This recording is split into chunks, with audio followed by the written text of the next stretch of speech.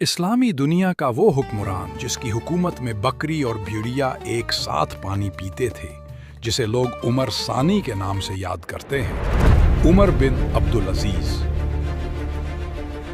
ये वो दौर था जब खिलाफत बादशाहत में बदल चुकी थी, मगर तकवा, इंसाफ और रहम की रूह अभी जिंदा थी।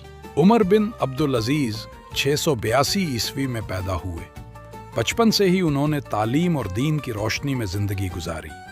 अपनी जाती दौलत बेचकर बैतुल माल को वापस कर दी।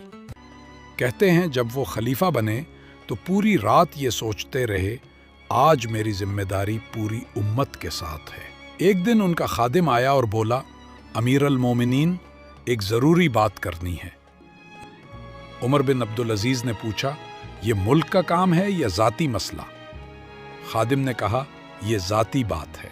उन्होंने फौरन चराग बुझा दिया और फरमाया, ये चराग बैतुल माल के पैसों से जला है, इसे मैं अपनी जाती बात के लिए इस्तेमाल नहीं कर सकता। ये एक छोटा सा वाकया था, मगर उसी ने दुनिया को बता दिया कि अदल तख्त से नहीं, दिल से जन्म लेता है। उनके दौर में मोहब्बत ने नफरत को बदल दिया, इंसाफ ने जुल्म को मिटा दिया। कहते हैं उनके अहद में ज़कात देने वाले तो बहुत थे, मगर लेने वाला कोई नहीं मिलता था। और जब मौत का वक्त आया, वो फर्श पर लेटे मुस्कुरा रहे थे।